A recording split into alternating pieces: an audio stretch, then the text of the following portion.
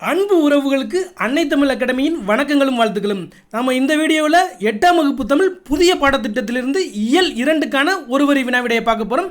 அது மட்டும் இல்லாமல் இதே பாடப்பகுதிகளில் முந்தைய ஆண்டுகளில் கேட்கப்பட்ட ப்ரீவியஸ் இயர் கொஸ்டினை நம்ம பார்க்க போகிறோம். ஸோ வீடியோவை ஸ்கிப் பண்ணாமல் முழுமையாக பாருங்கள். இது மிக மிக உங்களுக்கு பயனுள்ளதாக இருக்கும். வாங்க நேரடியாக நம்ம பாடப்பகுதிக்கு செல்வோம். இதில் என்னென்ன தலைப்புகள் கீழே நம்மளுக்கு பாடப்பகுதி இருக்குது பாருங்கள். ஓடை, கோணக்காத்து பாட்டு, நிலம்பொது, வெட்டுக்கிளியும் சருகுமானும், வினைமுற்று, திருக்குறள். இதில் உள்ள ஒரு வரி வினாவிடையை பார்க்குறோம். அதே போலவே ப்ரீவியஸ் இயர் கொஸ்டின் இதே பாடப்பகுதிகளில் முந்தைய ஆண்டுகளில் கேட்கப்பட்ட வினாக்களை நம்ம இதில் தொகுத்து வழங்குகிறோம். வாங்க நம்ம வினாவிடைக்கு செல்வோம். கேள்வி எண் 1 பாருங்கள். செஞ்சொல் மாதர் வள்ளைப்பாட்டின் சீருக்கு ஏற்ப முளவை மீட்டுவது என்ற பாடலை இயற்றியவர் வாணிதாசன். செஞ்சொல் மாதர் வள்ளைப்பாட்டின் சீருக்கு ஏற்ப முளவை மீட்டும் என்ற பாடலை இயற்றியவர் வாணிதாசன். கேள்வி எண் 2 பாருங்க. வள்ளைப்பாட்டினை மீட்டுபவர் யார்? பெண்கள்.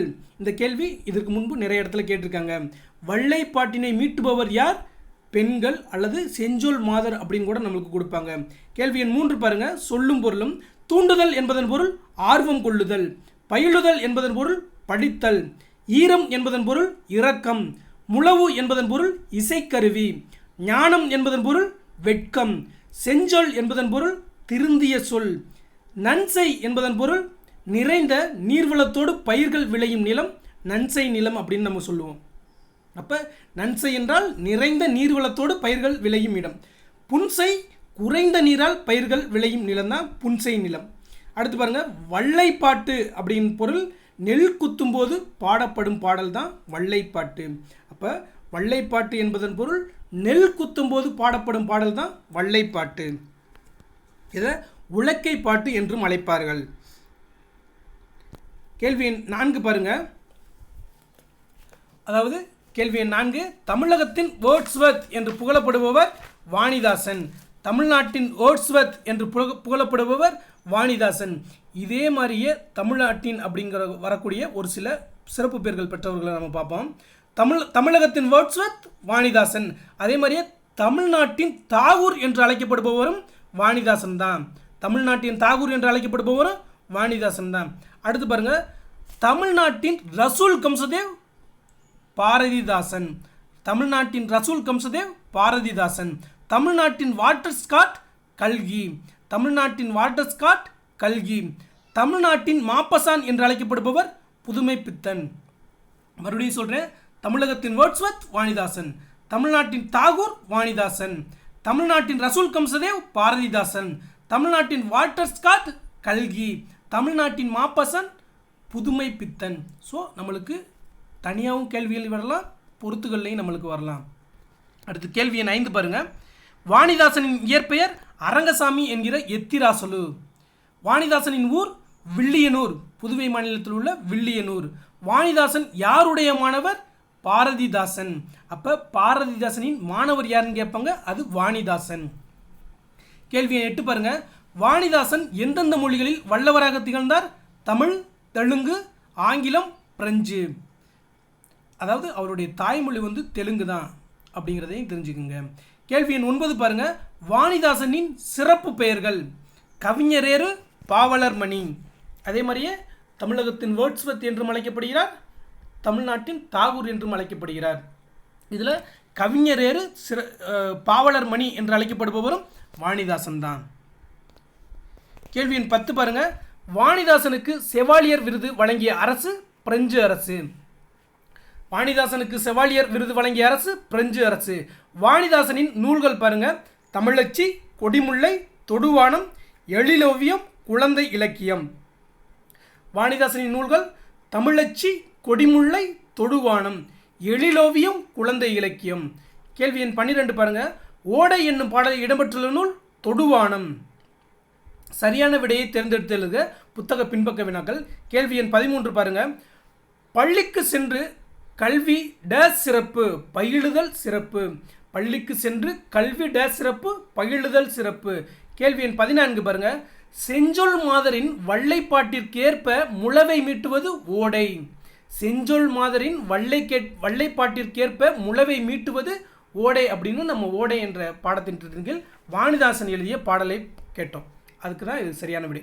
அதாவது நம்மளுக்கு இப்படியும் கூட கேட்பாங்க, வள்ளைப்பாட்டை இசைப்பது மீட்டுவது யார் அப்படின்னு பார்த்தீங்கன்னா அது பெண்கள் அப்படின்னு பார்க்குறோம், செஞ்சொல் மாதர் அப்படின்னு பார்க்குறோம். ஆனால் இதை வந்து அவர்கள் வள்ளைப்பாட்டுக்கு ஏற்ப முளைவை மீட்டுவது ஓடைன்னு இதில் ஊமைப்படுத்தியிருப்பார் நம்முடைய வாணிதாசன் அவர்கள். கேள்வி எண் 15 பாருங்க. நன்சை என்னும் சொல்லை பிரித்து எழுத கிடைப்பது நன்மை கூட்டல் செய். கேள்வி எண் 16. நீளுழைப்பு என்னும் சொல்லை பிரித்து எழுத கிடைப்பது நீள் கூட்டல் உழைப்பு. நீளுழைப்பு என்னும் சொல்லை பிரித்து எழுத கிடைப்பது நீள் கூட்டல் உழைப்பு. சீருக்கு பிளஸ் ஏற்ப என்பதனை சேர்த்து எழுத கிடைக்கும் சொல் சீருக்கேற்ப. ஓடை கூட்டல் ஆட என்பதனை சேர்த்து எழுத கிடைக்கும் சொல் ஓடையாட. இப்போ கோணக்காத்து பாட்டு என்ற பாடப்பகுதியின் கீழே நம்ம வினாக்கள் பார்க்குறோம். கேள்வி எண் 19 பாருங்கள். கோணக்காத்து பாட்டு என்ற நாட்டுப்புற பாடலின் ஆசிரியர் வெங்கம்பூர் சாமிநாதன். கோணக்காத்து பாட்டு என்ற நாட்டுப்புற பாடலின் ஆசிரியர் வெங்கம்பூர் சாமிநாதன். சித்தர்கள் வாழும் பகுதியாக இந்த பாடலில் சொல்லப்படுவது கொல்லிமலை. அடுத்து பாருங்கள், சொல்லும் பொருளும். முகில் என்பதன் பொருள் மேகம். விண்ணம் என்பதன் பொருள் சேதம். கெடி கலங்கி என்பதன் பொருள் மிக வருந்தி. வாகு என்பதன் பொருள் சரியாக. சம்பிரமுடன் என்பதன் பொருள் முறையாக. காலன் என்பதன் பொருள் யமன். சேகரம் என்பதன் பொருள் கூட்டம். சேகரம் என்பதன் பொருள் கூட்டம். மெத்த என்பதன் பொருள் மிகவும். காங்கேய நாடு என்பது அதுக்கு என்ன பாருங்கள், கொங்கு மண்டலத்தின் 24 நாடுகளில் ஒன்று தான் காங்கேய நாடு. அப்போ காங்கேய நாடு கொங்கு மண்டலத்தின் 24 நாடுகளில் ஒன்று தான் காங்கேய நாடு. காங்கேய நாடு எந்த பகுதியைச் சேர்ந்ததுன்னு கூட சொல்லுவாங்க, நம்மளுக்கு கேட்பாங்க. அது கொங்கு நாட்டு பகுதியைச் சேர்ந்தது. 24 நாடுகளில் அதுவும் ஒன்று அப்படிங்கிறத நம்ம பார்த்துக்குருவோம். அடுத்து பாருங்கள், கேள்வி எண் 22. நாட்டில் பெரும்பஞ்சம் ஏற்பட்ட காலங்களில் மக்கள் பட்ட துயரங்களை அக்காலத்தில் வாழ்ந்த புலவர்கள் கும்மி பாடல்களாக பாடினர். இவை டேஸ் என்று அழைக்கப்பட்டன, பஞ்ச கும்மிகள் என்று அழைக்கப்பட்டன. அப்போ பஞ்சம் ஏற்பட்ட காலங்களில் மக்கள் பட்ட துயரங்களை கும்மி பாடல்களாக பாடியிருக்காங்க. அந்த பாடல்கள் தான் பஞ்ச கும்மிகள் என்று அழைக்கப்பட்டன. கேள்வி எண் 23 பாருங்க. பஞ்ச கும்மிகள் என்னும் நூலை தொகுத்தவர் புலவர் சே ராசு. பஞ்ச கும்மிகள் என்னும் நூலை தொகுத்தவர் புலவர் சே ராசு. கேள்வி எண் 24 பாருங்க. காத்து நொண்டி சிந்துவை இயற்றியவர் வெங்கம்பூர் சாமிநாதன். காத்து நொண்டி சிந்துவை இயற்றியவர் வெங்கம்பூர் சாமிநாதன். காத்து நொண்டி சிந்து பாடல்கள் எந்த நூலிலிருந்து இடம்பெற்றுள்ளது? பஞ்சக்கும்மிகள். காத்து நொண்டி சிந்து பாடல்கள் எந்த நூலிலிருந்து இடம்பெற்றுள்ளது? பஞ்சக்கும்மிகள். புத்தக பின்பக்க வினாக்கள் பாருங்க. கேள்வி எண் 26. வானில் கரு டேஸ் தோன்றினால் மழை பொழியும், முகில் தோன்றினால். முகில் என்றால் மேகம் அப்படின்னு பொருள். அப்போ வானில் கருமுகில் தோன்றினால் மழை பொழியும் என்பர். கேள்வி எண் 27. முறையான உடற்பயிற்சியும் சரிவிகித உணவும் டேஸை ஓட்டிவிடும், காலனை ஓட்டிவிடும். விழுந்ததங்கே என்னும் சொல்லை பிரித்து எழுத கிடைப்பது விழுந்தது கூட்டல் அங்கே. செத்திறந்த என்னும் சொல்லை பிரித்து எழுத கிடைப்பது செத்து கூட்டல் இறந்த. பருத்தி கூட்டல் எல்லாம் என்பதனை சேர்த்து எழுத கிடைக்கும் சொல் பருத்தி எல்லாம். நிலம்பொது என்ற பாடத்திட்டத்தின் கீழ் நம்ம வினாக்கள் பார்க்க போகிறோம். கேள்வி எண் 31 பாருங்கள். அமெரிக்காவில் டேஸ் புஜே சவுண்ட் என்னும் இடத்தை சுற்றி வாழ்ந்தார்கள். சுகுமீசா பழங்குடியினர். அதாவது சுகுவாமிஸ் என்ற பழங்குடியினர் அமெரிக்காவில் உள்ள பூஜே சவுண்ட் என்னும் இடத்தை சுற்றி வாழ்ந்தார்கள். கேள்வி எண் 32 பாருங்கள். சுகுவாமிஸ் பழங்குடியினரின் தலைவர் சியாட்டல். சுகுவாமிஸ் பழங்குடியினரின் தலைவர் சியாட்டல். பூஜே சவுண்ட் பகுதியில் உள்ள இயற்கை வளங்களை காக்க வேண்டும் என அமெரிக்க குடியரசுத் தலைவருக்கு கடிதம் எழுதியவர் சியாட்டல். பூமியை தாயாகவும் வானத்தை தந்தையாகவும் கருதக்கூடியவர்கள் சுகுவாமிஸ் பழங்குடியினர். கேள்வி எண் 35 பாருங்கள். தமிழக பழங்குடிகள் என்னும் நூலை எழுதியவர் பக்தவச்சல பாரதி. தமிழக பழங்குடிகள் என்னும் நூலை எழுதியவர் பக்தவச்சல பாரதி. கேள்வி எண் 36 பாருங்கள். சுகுவாமிஸ் பழங்குடியினர் எவ்வாறு அழைக்கப்படுகின்றனர்? செவ்விந்தியர்கள் என்று அழைக்கப்படுகின்றனர். செவ்விந்தியர்கள் நிலத்தை டேஸாக மதிக்கின்றனர், தாயாக மதிக்கின்றனர். செவ்விந்தியர்கள் நிலத்தை தாயாக மதிக்கின்றனர். கேள்வி 38 பாருங்கள். இன்னோசை என்னும் சொல்லை பிரித்து எழுத கிடைப்பது இனிமை கூட்டல் ஓசை. பால் கூட்டல் ஊரும் என்பதனை சேர்த்து எழுத கிடைக்கும் சொல் பாலூரும். வெட்டுக்கிளியும் சருகுமானும் என்ற பாடத்தின் கீழ் நம்ம வினாக்கள் பார்க்க போகிறோம். கேள்வி 40 பாருங்கள். காடர்கள் என்னும் பழங்குடியினர் வாழ்ந்து வரும் பகுதி ஆனைமலை பரம்பிக்குளம். காடர்கள் என்னும் பழங்குடியினர் வாழ்ந்து வரும் பகுதி ஆனைமலை பரம்பிக்குளம். இது தமிழ்நாடு மற்றும் கேரளாவின் எல்லை பகுதியில் உள்ளது. காடர்கள் பேசும் மொழி ஆள் அளப்பு. காடர்கள் பேசும் மொழி ஆள் அளப்பு. கேள்வி 42 பாருங்கள். காடர்களின் கதைகள் சிலவற்றை தொகுத்துள்ளவர்கள் மணிசாண்டி, மாதுரி ரமேஷ். காடர்களின் கதைகள் என்னும் நூலை தொகுத்தவர்கள் மணிசாண்டி, மாதுரி ரமேஷ். கேள்வி 43 பாருங்கள். மணிசாண்டி மற்றும் மாதுரி ரமேஷ் ஆகியோர் தொகுத்த காடர்களின் கதைகளை யானையோடு பேசுதல் என்னும் தலைப்பில் தமிழாக்கம் செய்தவர் வா. கீதா. இதில் நம்மளுக்கு யானையோடு பேசுதல் என்னும் நூலின் ஆசிரியர் வா. கீதா அப்படிங்கிறத நீங்கள் புரிஞ்சுக்கோங்க. இது இந்த நூல் எதிலிருந்து அவங்க தமிழாக்கம் பண்ணியிருக்காங்க? மணிசாண்டி மற்றும் மாதுரி ரமேஷ் ஆகியோர் எழுதிய காடர்களின் கதை என்ற நூலை மொழியாக்கம் பண்ணினவங்க தான் இந்த வா. கீதா. அவர் அந்த நூலுக்கு வைத்த பெயர் யானையோடு பேசுதல். கேள்வி 44 பாருங்கள். வெட்டுக்கிளியும் சருகுமானும் என்னும் இக்கதை எந்த நூலிலிருந்து எடுக்கப்பட்டது? யானையோடு பேசுதல். அடுத்து பாருங்கள், இலக்கண பகுதிக்கு நம்ம பார்க்க போகிறோம். கேள்வி 45. பொருள் முற்றுப்பெற்ற வினைச்சொற்களை டேஸ் என்பர். முற்றுவினை அல்லது வினைமுற்று என்பர். பொருள் முற்றுப்பெற்ற வினைச்சொற்களை டேஸ் என்பர், முற்றுவினை அல்லது வினைமுற்று என்பர். இதில் பாருங்கள், எடுத்துக்காட்டு கொடுத்துருக்கேன். மலர்விழி எழுதினாள், கண்ணன் பாடுகிறான், மாடு மேயும். இதில் எழுதினால், பாடுகிறான், மேயும் என்பதெல்லாம் வினைமுற்று சொற்கள். அடுத்து பாருங்கள், வினைமுற்று எத்தனை வகைப்படும்? 2 வகைப்படும். ஒன்று தெரிநிலை வினைமுற்று, அடுத்து குறிப்பு வினைமுற்று. இப்போ நம்ம தெரிநிலை வினைமுற்று, குறிப்பு வினைமுற்று அப்படின்னா என்னென்னு அடுத்தடுத்த கேள்விகளில் பார்க்கலாம். கேள்வி எண் 47 பாருங்கள். ஒரு செயல் நடைபெறுவதற்கு செய்பவர், கருவி, நிலம், செயல், காலம், செய்பொருள் ஆகிய 6 முதன்மையானவை ஆகும். இவை 6 வெளிப்படுமாறு அமைவது தான் தெரிநிலை வினைமுற்று. அப்போ செய்பவர், கருவி, நிலம், செயல், காலம், செய்பொருள் ஆகிய 6 வெளிப்படுமாறு அமைவது தெரிநிலை வினைமுற்று. இதில் பாருங்கள், எடுத்துக்காட்டு. மாணவி கட்டுரை எழுதினால். இதில் அப்படியே பாருங்களேன். இதில் செய்பவர் யார்? மாணவி. அப்போ அதில் தெரியுது, செய்பவர் தெரியுது. கருவி யார்? தாளும் எழுதுகோலும். நிலம் பாருங்கள், பள்ளி. காலம் இறந்த காலம், ஏன்னா எழுதினால் அப்படிங்கிறப்ப அது காலம் வெளிப்படுது. அடுத்து பாருங்கள், இதில் செய்பொருள் என்ன? கட்டுரை தான் செய்பொருள். செயல் என்ன? எழுதுதல்.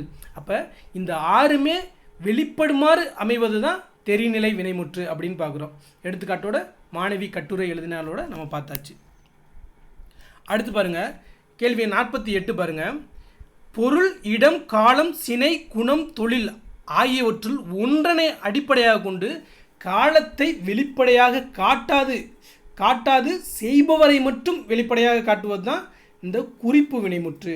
இதில் கீவேர்டு என்னென்னா, காலத்தை வெளிப்படையாக காட்டாது, செய்பவரை மட்டும் வெளிப்படையாக காட்டுவது தான் இந்த குறிப்பு வினைமுற்று அப்படின்னு பார்க்குறோம்.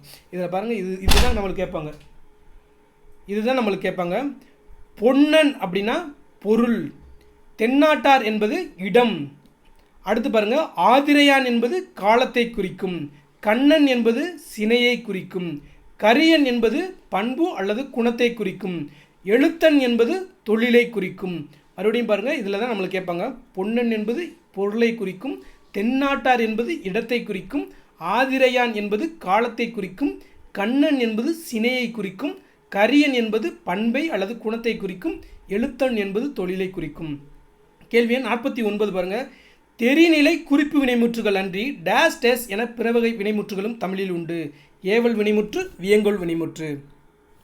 கேள்வி எண் 50 பாருங்கள். ஒரு செயலை செய்யுமாறு ஏவும் வினைமுற்று, ஏவல் வினைமுற்று. அதுக்கு எடுத்துக்காட்டு பாருங்கள். எழுது அப்படிங்கிறது ஒருமை ஏவல் வினைமுற்று. எழுதுமின் எழுதுங்கள் என்பது பன்மை ஏவல் வினைமுற்று. ஏவல் வினைமுற்று ஒருமையிலையும் வரும், பன்மையிலையும் வரும். அதில் எழுதுன்னு சொன்னால் அது ஒருமை ஏவல் வினைமுற்று. எழுதுமின் எழுதுங்கள் அப்படின்னு சொன்னால் அது பன்மை ஏவல் வினைமுற்று. அடுத்து பாருங்கள். வாழ்த்துதல், வைதல், விதித்தல், வேண்டல் ஆகிய பொருள்களில் வரும் வினைமுற்று வியங்கோல் வினைமுற்று. இதில் பாருங்கள், வாழ்க, ஒழிக, வாழியர், வாரல் இது எல்லாமே இந்த வாழ்த்துதல், வைதல், விதித்தல், வேண்டல் ஆகிய பொருளில் வரும். இதுதான் வியங்கோல் வினைமுற்றுன்னு சொல்கிறோம். அப்போ நம்மளுக்கு எப்படி கேள்விகள் கேட்பாங்கன்னா, வாழ்க அப்படின்னு கொடுத்துட்டு இது என்ன வினைமுற்று அப்படின்னு கேட்பாங்க. வியங்கோல் வினைமுற்று. ஒழிக, வாழியர், வாரல் இது எல்லாமே வியங்கோல் வினைமுற்று. அடுத்து பாருங்கள், நம்மளுக்கு ஒரு பாக்ஸில் தெரிந்து கொள்வோம்னு ஒரு ஸ்டேட்மெண்ட் கொடுத்துருக்காங்க. அப்படியே ஸ்டேட்மெண்ட்டாக கூட நம்மளுக்கு கேள்விகள் வரலாம். பாருங்கள், விதித்தல் பொருளில் வரும் வியங்கோல் வினைமுற்று தன்மை இடத்தில் வராது. அப்போ அதாவது வியங்கோல் வினைமுற்று 4 பொருள்களில் வரும்னு பார்க்குறோம். வாழ்த்துதல், வைதல், விதித்தல், வேண்டல்னு பார்த்தோம். அதில் விதித்தல் பொருளில் வரும் வினைமுற்று தன்மை இடத்தில் வராது அப்படின்னு குறிப்பிடுறாங்க. அடுத்து 2வது பாருங்கள், இயர், அல் ஆகிய 2 விகுதிகள் தற்கால வழக்கில் இல்லை, செய்யுள் வழக்கில் மட்டுமே உள்ளது. இந்த வியங்கோல் வினைமுற்றில் வாளியர், வாரல் அப்படின்லாம் கொடுக்குறோம் இல்லையா, அந்த சொற்கள்லாம் இருக்குல்ல, அதெல்லாம் தற்கால வழக்கில் கிடையாது, செய்யுளில் மட்டும்தான் இருக்குது அப்படிங்கிறத குறிப்பிடுறாங்க. ஸோ இதை அப்படியே ஸ்டேட்மெண்ட்டில் கூட கேட்கலாம், ஒரு முறை பார்த்துக்குங்க. அடுத்து பாருங்கள், சரியான விடையை தேர்ந்தெடுத்து எழுதுக. Book back questions. கேள்வி எண் 53 பாருங்கள். மாடு வயலில் புல்லை மேய்ந்தது இத்தொடரில் உள்ள வினைமுற்று மாடு, வயல், புல் அப்படின்னு கொடுத்துருக்காங்க. கடைசியாக மேய்ந்ததுன்னு கொடுத்துருக்காங்க. அப்போ இதில் சரியான பதில் பாருங்கள், மேய்ந்தது என்பது தான் வினைமுற்று. பின் வருவனவற்றுள் இறந்த கால வினைமுற்று படித்தான், நடக்கிறான், உண்பான், ஓடாது அப்படின்னு கொடுத்துருக்காங்க. இது நல்லாவே தெரியும். நடக்கிறான் அப்படிங்கிறது அது நிகழ்கால வினைமுற்று, உண்பான்கிறது எதிர்கால வினைமுற்று, ஓடாதுங்கிறது எதிர்மறை வினைமுற்று அப்படிலாம் பார்ப்போம். படித்தான் என்பது தான் இறந்த கால வினைமுற்று. பின்வருவனவற்றுள் ஏவல் வினைமுற்று பாருங்கள், செல்க, வாழ்க, வாழிய, ஓடு அப்படின்னு கொடுத்துருக்காங்க. இதில் ஏவல் வினைமுற்று வந்து ஓடு என்பது தான் ஏவல் வினைமுற்று. அப்போ பாருங்கள், செல்க, வாழ்க, வாழிய என்பது எல்லாமே வியங்கோல் வினைமுற்றை சேர்ந்தது. அப்போ இதில் சரியான பதில் ஏவல் வினைமுற்று எதுன்னு பார்த்தீங்கன்னா ஓடு என்பது தான் ஏவல் வினைமுற்று. அடுத்து பாருங்கள், உலக ஈரநிலம். இப்போ நம்மளுக்கு ஒரு சில நாட்களை கொடுத்துட்டு அது வந்து எந்த நாள் அப்படின்னு கேட்குறாங்க. இதெல்லாம் இப்போ நம்மளுக்கு ஜிஎஸ் பாடப்பகுதியிலையும் வருது, பொதுத்தமிழ் பாடப்பகுதியிலையும் மிக மிக முக்கியமாக வருது. அதில் என்னென்ன கொடுத்துருக்காங்க பாருங்கள். உலக ஈரநில நாள் பிப்ரவரி 2, உலக ஓசோன் நாள் செப்டம்பர் 16, உலக இயற்கை நாள் அக்டோபர் 3, உலக இயற்கை சீரழிவு தடுப்பு நாள் அக்டோபர் 5, உலக வனவிலங்கு நாள் அக்டோபர் 6, உலக இயற்கை வள பாதுகாப்பு நாள் ஜூலை 28. இதில் முக்கியமாக நீங்கள் இந்த மேலே உள்ள 3 கண்டிப்பாக பார்த்துக்கணும். உலக ஈர நாள், அதாவது 1971ஆம் ஆண்டு ஒரு சில தகவல்களை இந்த ஈரநிலம் பற்றி நம்மளுக்கு ஒரு சில தகவல்களை நம்ம ஜிஎஸ் பாடப்பகுதியில் முக்கியமாக கேட்பாங்க. அதனால் அதை டிஸ்கஸ் பண்ணுவோம் பாருங்கள். அதாவது ராம்சார் ஒப்பந்தம் அப்படின்னு நம்ம தெரிஞ்சுக்கணும். என்னென்னா, ஈரான் நாட்டில் ஒரு ராம்சார் அப்படின்னு ஒரு இடம் இருக்குது. அதில் 1971ஆம் ஆண்டு ராம்சார் கன்வென்ஷன் ஒரு அமைப்பை ஏற்படுத்துகிறாங்க. அந்த ஏற்படுத்தப்பட்ட நாள் தான் இந்த பிப்ரவரி 2. அது ஏன் ஏற்படுத்தினாங்க அப்படின்னு பார்த்தீங்கன்னா, ஈர நிலங்களை பாதுகாத்தல் அல்லது சதுப்பு நிலங்களை பாதுகாப்பதற்காக ஏற்படுத்தப்பட்ட அமைப்பு தான் இந்த ராம்சார் கன்வென்ஷன் அப்படிங்கிறது. எப்போ ஏற்படுத்துகிறாங்க? 1971 பிப்ரவரி 2ஆம் தேதி. அந்த நாள் தான் உலக ஈரநில நாளாக அனுசரிக்கப்படுகிறது. அப்போ தெரிஞ்சுக்கோங்க. இப்போ இன்னொரு கரண்ட் அஃபேர்ஸோடு சேர்த்து நம்ம ஒரு சில தகவல்கள் தெரிஞ்சுக்கணும். இந்தியாவில் பிப்ரவரி 2024 வரை எத்தனை அதாவது ராம்சார் தலங்கள் உள்ளது அப்படின்னு கேட்டாங்கன்னா 80 ராம்சார் தலங்கள் உள்ளது. அதாவது பிப்ரவரி 24 வரை தான் இந்த கணக்கு. இந்தியாவில் 80 ராம்சார் தலங்கள் உள்ளது. தமிழ்நாட்டில் எத்தனை ராம்சார் தலங்கள் உள்ளது? 16 ராம்சார் தலங்கள் உள்ளது. இதெல்லாம் நம்மளுக்கு ஜிஎஸ் பாடப்பகுதியில் கரண்ட் அஃபேர்ஸில் கேட்கலாம். அடுத்து பாருங்கள், அம்ரித் சரோவர் திட்டம் அப்படின்னு நம்மளுக்கு கொடுப்பாங்க. அப்படின்னா என்னன்னு கேட்பாங்க. ஏன்னா டிஎன்பிசி குரூப் 1, குரூப் 2 மற்றும் மெயின்ஸ் இதில் எல்லாத்துலேயுமே இந்த மாதிரி கேள்விகள் அதிகமாக இடம்பெறுது. அதனால தான் நம்ம இதெல்லாம் டிஸ்கஸ் பண்ணுறோம். ஏன்னா இது சம்மந்தமாக ஜிஎஸ் பாடப்பகுதியின் நம்ம படிச்சுட்டு போகும்போது இது நல்லாவே நம்மளுக்கு மெமரியில் போய் ஸ்டோர் ஆகிடும். இப்போ பாருங்கள், ஒரு சில தகவல் நம்ம கடைசியாக என்ன சொன்னோம், அம்ரித் சரோவர் திட்டம் அப்படின்னா என்னன்னு சொன்னோம். அதாவது அம்ரித் சரோவர் திட்டம்னா 2023ஆம் ஆண்டு நம்மளுடைய பட்ஜெட்டில் சொன்னது, இந்திய பட்ஜெட்டில் சொன்னாங்க. ஈரநிலங்களை பாதுகாப்பதற்கான மத்திய அரசின் திட்டம் தான் இந்த அம்ரித் சரோவர் திட்டம். அப்போ நான் உங்களுக்கு என்னென்ன தகவல் சொன்னேன்? இந்தியாவில் ராம்சார் தலங்கள் எத்தனை இருக்குது? 80. தமிழ்நாட்டில் எத்தனை ராம்சார் தலங்கள் இருக்குது? 16. அம்ரித் சரோவர் திட்டம் என்பது ஈரநிலங்களை பாதுகாப்பதற்கான மத்திய அரசின் திட்டம். பாருங்கள், அப்போ ராம்சார் ஒப்பந்தம் எப்போ போட்டாங்க? 1971 ஈரான் நாட்டில் ராம்சார் என்ற இடத்துல. அதனால தான் இந்த தலங்களை ஃபுல்லாக நம்ம அதாவது ஈரநிலங்களை ஃபுல்லாக ராம்சார் தலங்கள் அப்படின்னு அவங்க பேரிட்டு அழைக்கிறார்கள். இது அந்த ராம்சார் ஒப்பந்தம் போடப்பட்ட தினம் தான் இந்த பிப்ரவரி 2. ஸோ நம்ம அடுத்தடுத்த வீடியோக்குள்ளே மற்ற ஜிஎஸ் பகுதியெல்லாம் நம்ம டிஸ்கஸ் பண்ணுவோம். அடுத்து பாருங்கள், கேள்வி எண் 57 பாருங்கள். உலக ஓசோன் நாள் செப்டம்பர் 16. இதில் வியன்னா ஒப்பந்தங்கிறது அதாவது ஓசோன் லேயரை பாதுகாப்பதற்கான ஒரு ஒப்பந்தம் தான் வியன்னா ஒப்பந்தம். அதையும் தெரிஞ்சுக்கோங்க. அப்போ உலக ஓசோன் நாள் செப்டம்பர் 16. அதில் வியன்னா ஒப்பந்தம் அப்படின்னு சொல்லுவாங்க, இல்லாட்டி வியன்னா கன்வென்ஷன் அப்படின்னு சொல்லுவாங்க. அது வந்து ஓசோன் லேயரை பாதுகாப்பதற்கான ஒரு ஒப்பந்தம் தான் வியன்னா ஒப்பந்தம். பாருங்கள், அடுத்து பாருங்கள், உலக இயற்கை நாள் அக்டோபர் 3, உலக இயற்கை சீரழிவு தடுப்பு நாள் அக்டோபர் 5, உலக வனவிலங்கு நாள் அக்டோபர் 6, உலக இயற்கை வள பாதுகாப்பு நாள் ஜூலை 28. ஸோ இந்த அடிப்படையில் நீங்கள் தெரிஞ்சுக்கோங்க. ஏன்னா நம்மளுடைய இந்த நாட்கள் தினங்கள்லாம் நம்ம மெமரி பண்ண முடியாது. அதோடு தொடர்புடைய மற்ற எல்லாத்தையும் டிஸ்கஸ் பண்ணி அப்படியே ஒவ்வொரு நாளாக படிக்க தான் நம்மளுக்கு ஆட்டோமேட்டிக்காக மெமரி ஆகும். அந்த அடிப்படையில் தான் நம்ம ஒவ்வொரு கொஸ்டினையும் அணுக வேண்டியிருக்கு. அடுத்து பாருங்கள், கேள்வி எண் 62. கரிகாலன் கல்லணையை கட்டினான் எவ்வகை தொடர்? செய்தித்தொடர். சிலப்பதிகாரத்தை இயற்றியவர் யார்? எவ்வகை தொடர்? வினாத்தொடர். ஏவல், வேண்டுதல், வாழ்த்துதல், வைதல் ஆகிய பொருள்களில் வரும் தொடர் விளைவு தொடர். அதில் பாருங்கள், இளமையில் கல் என்பது ஏவல் விளைவு தொடர். உன் திருக்குறள் நூலை தருக என்பது வேண்டுதல் விளைவு தொடர். உழவு தொழில் வாழ்க என்பது வாழ்த்துதல் விளைவு தொடர். அடுத்து பாருங்கள், கல்லாமை ஒழிக என்பது வைதல் பொருளில் வரும் விளைவு தொடர். இதில் நம்மளுக்கு மேட்சிங்கில் கூட கேட்குறதுக்கு வாய்ப்பு இருக்குது. அடுத்து பாருங்கள், கேள்வி எண் 65. உவகை, அழுகை, அவலம், அச்சம், வியப்பு முதலான உணர்ச்சிகளை உணர்த்தும் தொடர் உணர்ச்சி தொடர்.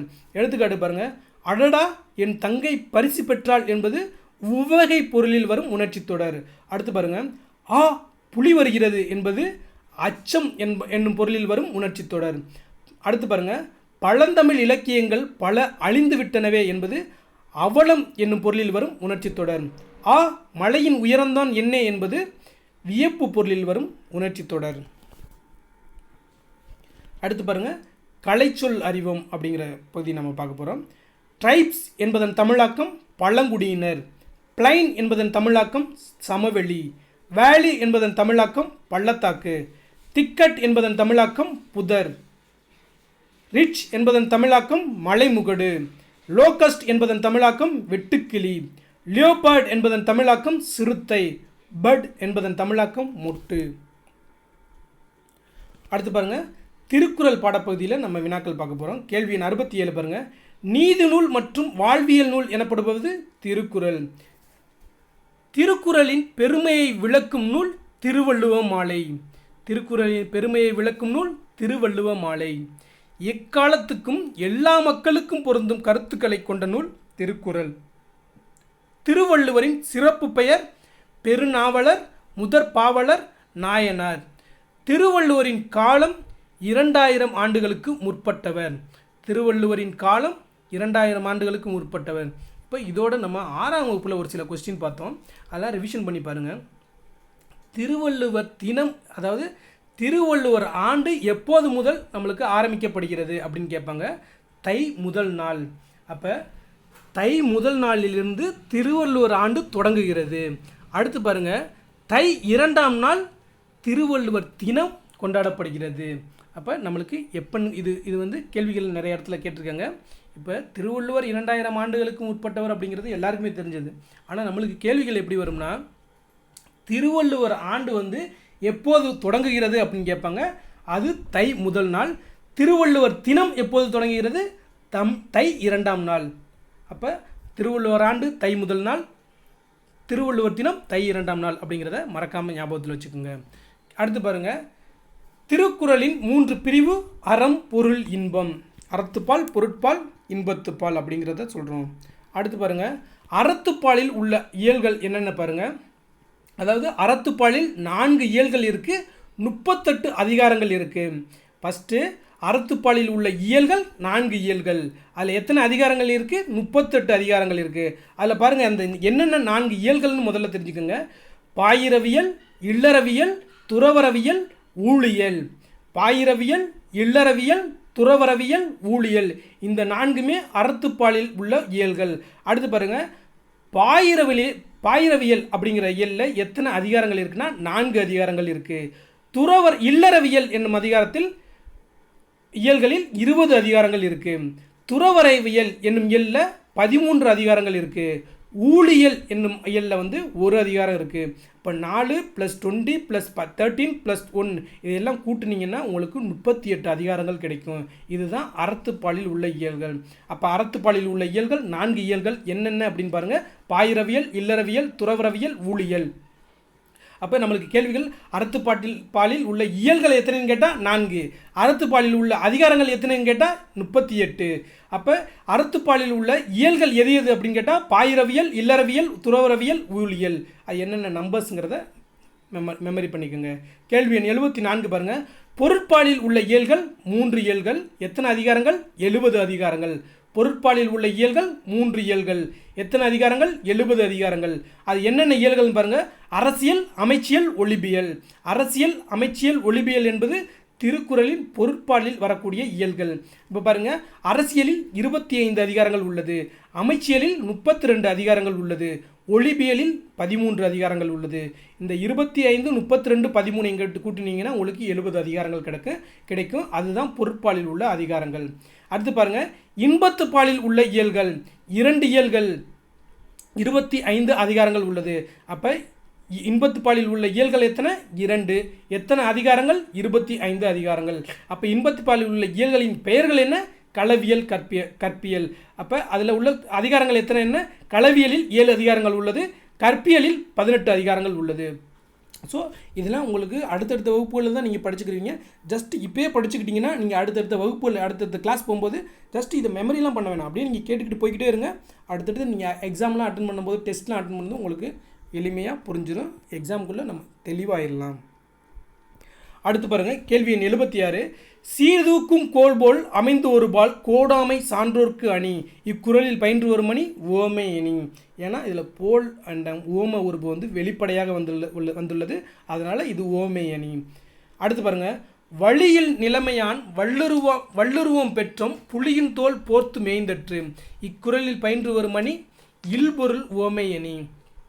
ஏன்னா இல்லாத பொருளை ஓமைப்படுத்தி கூடும்போது அது இல்பொருள் ஓமை அணி அப்படின்னு பார்க்குறோம். இது புலியின் தோல் பொறுத்து மேய்ந்தற்று அப்படிங்கிறது புலியின் தோல் போர்த்திய பசுவை குறிக்கிறது, இல்லாத ஒன்றை குறிக்கிறது. அதனால் இது இல்பொருள் ஓமை அணி. அடுத்து பாருங்கள், வருமுன்னர் காவாதான் வாழ்க்கை எரிமுன்னர் வைத்தூறு போல கெடும். இக்குறளில் பயின்று வரும் அணி நல்லாவே தெரிஞ்சிருச்சு. போல அப்படிங்கிறது ஓமை அணி என்னும், அதாவது ஓம உறுப்பு வெளிப்படையாக வந்தால் அது ஓமை அணி. கேள்வி எண் 79 பாருங்கள். கடலோடா கால்வன் நெடுந்தேர் கடலோடும் நாவாயும் ஓடா நிலத்து. இக்குறளில் பயின்று வரும் அணி பிரிது மொழிதல் அணி. கேள்வி எண் 80 பாருங்கள். சான்றோர்க்கு அழகாவது எது? நடுவு நிலையுடன் செயல்படுவது. அப்போ சான்றோருக்கு அழகாவது எது? நடுவு நிலையுடன் செயல்படுவது. அதாவது தக்கார் தகவிலார் என்பது அவரவர் எச்சத்தால் காணப்படும் அப்படின்னு நம்மளுடைய வள்ளுவர் குறிப்பிடுவார். அதில் என்ன பொருள்னா, ஒரு நடுவு நிலைமை உடையவர் என்ன, அவரவர் எஞ்சி நிற்கும் புகழினாலும் பழையினால் தான் அறியப்படும் அப்படிங்கிறத நம்மளுடைய வள்ளுவர் குறிப்பிடுவார். நம்ம ஒரு சான்றோருக்கு அழகாவது நடுவு நிலையுடன் செயல்படுவது அப்படிங்கிறத வள்ளுவர் குறிப்பிடுகிறார். அடுத்து பாருங்கள், கேள்வி எண் 81. பழியின்றி வாழும் வழியாக திருக்குறள் கூறுவது எது? தன் குற்றத்தை கண்டு, அதாவது தன் குற்றத்தை கண்டு நீக்கி பிறர் குற்றம் ஆராய வேண்டும். அப்படி வாழ்ந்தால்தான் நம்ம வந்து பழியின்றி வாழும் நெறியாக வள்ளுவர் கூறுகிறார். அதுக்கு வள்ளுவர் எப்படி சொல்லியிருப்பார்னா, தன் குற்றம் நீக்கி பிறர் குற்றம் காண்கிற்பின் என் குற்றம் ஆகும் இறைக்கு அப்படின்னு வள்ளுவர் சொல்லியிருப்பார். அதுக்கு என்ன பொருள்னு பார்த்தீங்கன்னா, தலைவர்கள் முதலில் தன் குற்றத்தை கண்டு அதை நீக்க வேண்டும், அதுக்கப்புறம் தான் பிறருடைய குற்றத்தை நாம் ஆராய வேண்டும் அப்படின்னு சொல்லிட்டு வள்ளுவர் சொல்லியிருப்பார். அப்படி சென்றாதான் நம்ம பழி இல்லாமல் வாழ முடியலாம். இது நம்மளுக்கு எல்லாருக்குமே பொருந்தக்கூடியதான். இப்போ நம்ம மேலே குறைய வச்சுக்கிட்டு நம்ம அடுத்தவங்கள குறை சொன்னோம்னா நம்ம மேலே பழி வந்துடும். அப்போ நம்ம குறை இல்லாதவர்களாக வாழ நம்ம தெரிஞ்சுக்கணும். அடுத்து பாருங்கள், கேள்வி எண் 82. புலித்தோல் போர்த்திய பசு என்னும் உவமையால் திருக்குறள் விளக்கும் கருத்தியாது. மனதை அடக்கும் வல்லமை இல்லாதவரின் தவக்கோலத்து தான் இந்த புலித்தோல் போர்த்திய பசு வந்து என்னும் உவமையால் வள்ளுவர் விளக்கி இருப்பார். அப்போ புலித்தோல் போர்த்திய பசு என்னும் உவமையை விளக்குவது மனதை அடக்கும் வல்லமை இல்லாதவரின் தவக்கோலத்தோடு ஒப்பிட்டிருப்பார். புத்தக பின்பக்க வினாக்கள் பாருங்கள். கேள்வி எண் 83 பாருங்கள். புகழாலும் பழியாலும் அறியப்படுவது நடுவு நிலைமை. புகழாலும் பழியாலும் அறியப்படுவது நடுவு நிலைமை. நான் ஏற்கனவே சொன்னேன், தக்கார் தகவிலார் என்பது அவரவர் எச்சத்தால் காணப்படும் அப்படின்னு பார்த்தோம். அதாவது நடுவுநிலை உடையவர் இல்லது நடுவு நிலைமை இல்லாதவர் என்பது நம்மகிட்ட இருக்கக்கூடிய புகழினாலும் பழியினால் தான் அறியப்படும் அப்படிங்கிறத வள்ளுவர் குறிப்பிட்டிருப்பார். அப்போ புகழாலும் பழியாலும் அறியப்படுவது நம்மளுடைய நடுவு நிலைமை. நம்ம நியூட்ரலாக இருக்கோமா, நேர்மையாக இருக்கோமா, எல்லாருக்கும் சமத்துவமாக இருக்குமா அப்படிங்கிறது நமக்கு வரக்கூடிய புகழ் மற்றும் பழியால் அறியலாம் அப்படிங்கிறத வள்ளுவர் குறிப்பிட்டிருப்பார். கேள்வி எண் 84 பாருங்கள். பயனில்லாத களர் நிலத்திற்கு ஒப்பானவர் யார்? கல்லாதவர். அப்போ பயனில்லாத களர் நிலத்துக்கு ஒப்பானவர் கல்லாதவர்.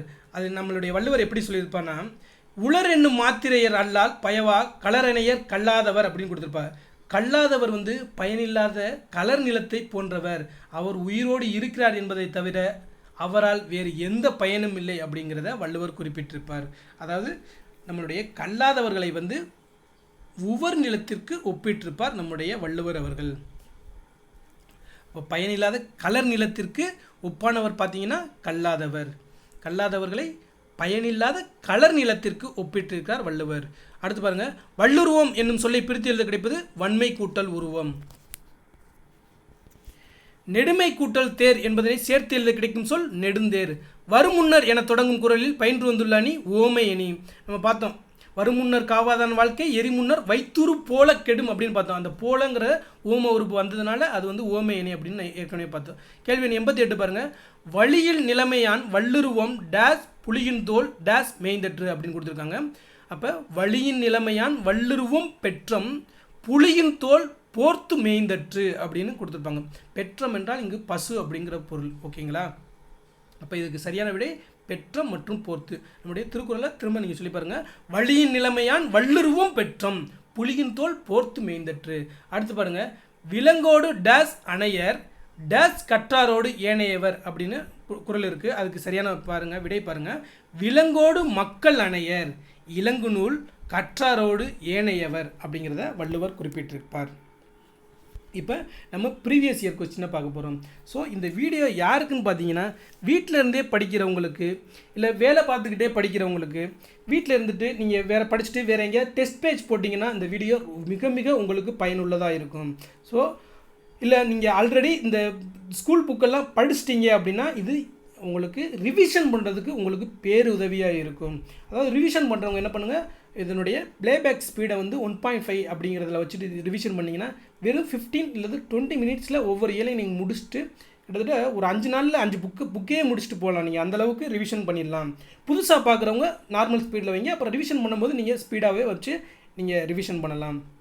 ஸோ இந்த அடிப்படையில் படிச்சிங்கன்னா உங்களுக்கு கண்டிப்பாக பொது தமிழில் 95 மதிப்பெண்கள் மேலே எளிமையாக பெற்று விடலாம். கொஞ்சம் கஷ்டப்பட்டு கரெக்டாக ஞாபகம் வச்சு, அதாவது எந்த பிழை இல்லாமல் ஒரு கேர்லெஸ் மிஸ்டேக்லாம் இல்லாமல் பண்ணிங்கன்னா கண்டிப்பாக 100க்கு 100 கூட நம்ம அடிக்கலாம். அந்த அடிப்படையில் தான் நாங்கள் வீடியோக்களை தொகுத்து வழங்குகிறோம். ஸோ இது போன்ற வீடியோக்கள் நிறைய பேருக்கு போய் சேரணுங்கிறது தான் எங்களுடைய ஆசை. அதுக்கு நீங்கள் பண்ண வேண்டியது, நீங்கள் தெரிஞ்சவங்களுக்கு ஷேர் பண்ணுங்கள். தெரியாதவங்களுக்கு இது போகணும்னா நீங்கள் இதில் நிறைய லைக்ஸ் போடணும், கமெண்ட்ஸ் பண்ணணும். ஸோ நீங்கள் போடக்கூடிய ஒவ்வொரு லைக்ஸுமே ஒவ்வொரு கமெண்ட்டுமே இதை பல பேருக்கு இந்த வீடியோக்கள் பல பேருக்கு போய் சேர்றதுக்கு ரொம்ப உதவியாக இருக்கும். ஸோ நீங்கள் அன்னை தமிழ் சேனலை சப்ஸ்கிரைப் பண்ணுங்கள், ஒவ்வொரு வீடியோக்கும் லைக்ஸ் பண்ணுங்கள், கமெண்ட் பண்ணுங்கள், உங்களுடைய நண்பர்களுக்கு ஷேர் பண்ணுங்கள். இப்போ நம்ம ப்ரீவியஸ் இயர் கொஸ்டின் பார்க்கலாம். கேள்வி பாருங்கள். வள்ளை எனும் இன்னிசை பாடல் யாரால் பாடப்படும் அப்படின்னு கொடுத்துருக்காங்க. பாணர்கள், பெண்கள், ஆடவர், குழந்தைகள் அப்படின்னு கொடுத்துருக்காங்க. அப்போ இதில் நம்ம நல்லாவே பார்த்தோம். வள்ளை என்னும் இசைப்பாடல் யாரால் பாடப்படும்? பெண்கள் அப்படின்னு நம்ம பார்த்தோம். அதாவது செஞ்சொல் மாதர் வள்ளை பாட்டின் சீருக்கேற்ப முளைவை மீட்டும் அப்படின்னு நம்ம அந்த வாணிதாசன் வரிகளில் நம்ம படிச்சிருக்கோம். அப்போ இதில் நம்ம கேள்விகளிலே இதில் வச்சுருந்தோம். யார் இந்த வள்ளைப்பாட்டை இசைப்பவர் யாருன்னு பார்த்தீங்கன்னா செஞ்சொல் மாதர் அல்லது பெண்கள் அப்படின்னு கொடுத்துருந்தோம். அப்போ இதுக்கு சரியான விடை பெண்கள். ஏன்னா நம்மளுடைய பாடல் வரிகளுக்கு உள்ளேருந்து நம்மளுக்கு கேள்வி கேட்குறாங்க. ஸோ அந்த அடிப்படையில் தான் நம்ம எப்படி கேள்வி கேட்டிருக்காங்க, அப்படி அந்த அடிப்படையில் தான் நம்ம ஒவ்வொரு வினாவுமே தொகுத்து வழங்குகிறோம். அடுத்து பாருங்கள், வள்ளைப்பாட்டு என்பது என்னன்னு கேட்டிருக்காங்க. உலக்கைப்பாட்டு, வாய்ப்பாட்டு, தெம்மாங்கு பாட்டு, உழவு பாட்டு அப்படின்னு பார்த்தோம். இப்படி கொடுத்துருக்காங்க. அப்போ நம்மளுக்கு நல்லாவே தெரியும் வள்ளைப்பாட்டு என்பது நெல் குத்தும் போது பாடப்படும் பாடல் அப்படின்னு அது சொல்லும் பொருளில் பார்த்தோம். அப்போ அதை வந்து உலக்கை பாட்டு, இப்போ நெல் குத்துறதை வந்து உலக்கையில் அடிப்பாங்க அப்படின்னு சொல்லிட்டு நம்ம ஊர் பகுதியிலலாம் கேட்டிருப்போம். அப்போ இதுக்கு சரியான விடை வள்ளைப்பாட்டு என்பது உலக்கை பாட்டு. அதுக்காக தான் நான் உங்களுக்கு இந்த மாதிரி கொஸ்டின் வச்சு தான் நான் உங்களுக்கு நடத்தும் போதே சொன்னேன். வள்ளைப்பாட்டு என்பது நெல் குத்தும் போதும் பாடப்படும் பாடல் அப்படின்னு சொல்லுவாங்க, இல்லாட்டி இதை உலக்கை பாட்டு அப்படின்னு சொல்லுவாங்க. ஸோ நம்ம ஒவ்வொரு இதையுமே நம்ம தேர்வு நோக்கில் தான் அப்ரோச் பண்ணுறோம். ஒவ்வொரு விஷயத்தையும் நீங்கள் ரொம்ப கவனமுடன் செய்யுங்க.